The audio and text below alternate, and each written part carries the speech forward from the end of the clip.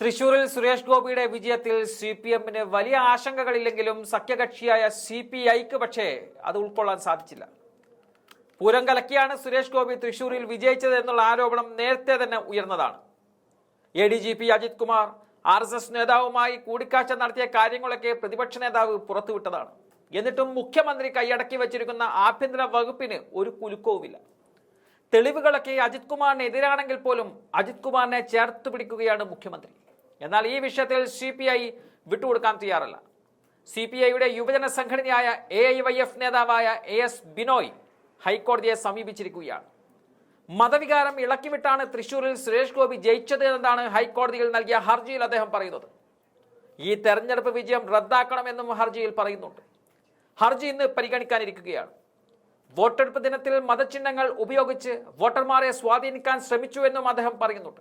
മാത്രമല്ല, തന്റെ സുഹൃത്തു മുഖേന വോട്ടർമാർക്ക് തെരഞ്ഞെടുപ്പ് വേളയിൽ പെൻഷൻ വാഗ്ദാനം നടത്തിയെന്നുള്ള ഗുരുതരമായ ആക്ഷേപവും ഹർജിയിലുണ്ട്. പെൻഷൻ തുക ബാങ്ക് വഴി കൈമാറിയതായും ബിനോയ് പറയുന്നുണ്ട്.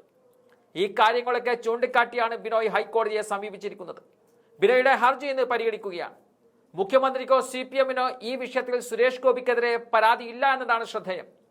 ഒരു വർഷം മുമ്പ് കോൺഗ്രസ് ആരോപണമുണ്ടായിരുന്നു കേരളത്തിലെ 2 ലോക്സഭാ മണ്ഡലങ്ങളിൽ പിണറായി വിജയനുമായി മോദി ഡീൽ ഉണ്ടാക്കിയെന്നുള്ളത്. ഈ ഡീലിന് മുന്നിൽ നിന്നത് അദാനിയാണെന്നും കോൺഗ്രസ് നേതാക്കൾ ആരോപിച്ചിരുന്നു. ഈ 2 മണ്ഡലങ്ങളിൽ ഒന്ന് തൃശൂരാണ്, മറ്റൊന്ന് തിരുവനന്തപുരമാണ്. ഈ 2 മണ്ഡലങ്ങളും CPI മണ്ഡലങ്ങൾ തന്നെയാണ്.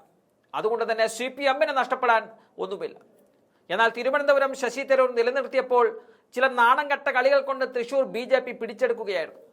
പൂരം അലങ്കോലമായപ്പോൾ മന്ത്രിമാരെ പോലും തടഞ്ഞ സ്ഥലത്താണ് സിനിമാ സ്റ്റൈലിൽ ആംബുലൻസിൽ സുരേഷ് ഗോപി രക്ഷകനായി അവതരിച്ചത്.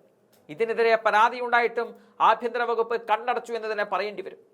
ഇടതുമുന്നണി സ്ഥാനാർത്ഥിയായ സുനിൽകുമാർ അടക്കം ആരോപണങ്ങൾ ഉയർത്തിയിരുന്നു. എന്നാൽ മുഖ്യമന്ത്രി നടപടികൾക്ക് തുനിഞ്ഞില്ല.